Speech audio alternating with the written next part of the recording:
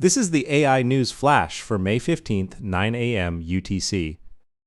First up, Japanese memory chip giant Kioxia Holdings projects a record $8.2 billion net profit for the first quarter, driven by the AI boom. Reuters reports. NAND flash memory demand for AI data centers is exploding. Enterprise SSD prices for data centers have surged over 70% year over year, with contract prices rising for several consecutive quarters.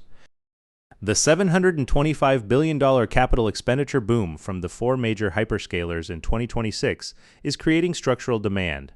Storage supply for AI data centers is severely constrained, deepening the AI memory supercycle alongside Micron's HBM sellout for 2026 and record earnings from SK Hynix and Samsung.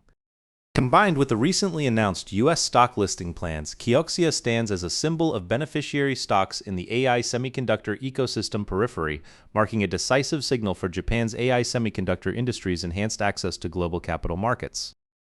Next up, California has introduced multiple new AI regulation bills, with employer notification duties to labor unions emerging as a focal point. Bloomberg Law reports. The bills require employers to notify and consult with labor unions in advance before deploying AI tools that affect workers. The scope covers AI-driven layoffs, business restructuring, and productivity monitoring tool deployment. This is the latest example of the state-level employment AI regulation rush following Colorado, Illinois, New York City, and Connecticut. Across the United States, 38 states are advancing AI regulation laws, accelerating the patchwork of state-level rules.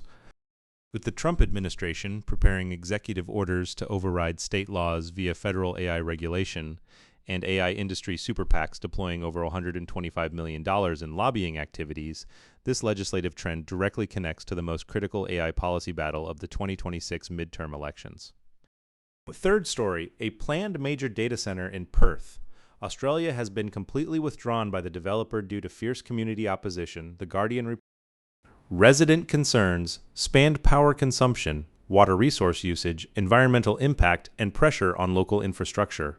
This is a symbolic case showing the global expansion of opposition movements against AI data center construction. In the United States, anti-AI data center movements are expanding nationwide, with unanimous rejection in Matthews, North Carolina, and proposed prohibition ordinances in Andover, New Jersey, deepening community backlash.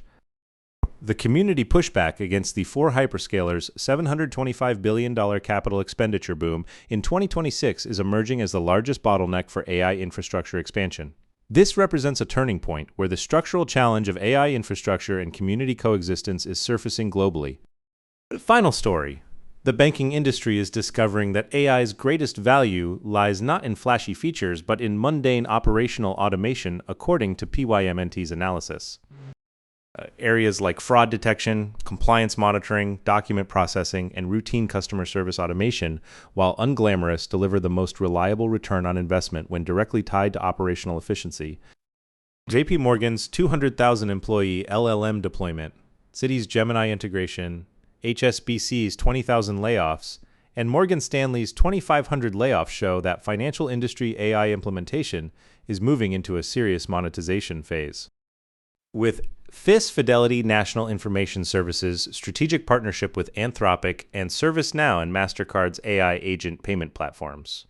This marks an important industry turning point, clarifying realistic success patterns for financial AI implementation. That's all for this AI News Flash.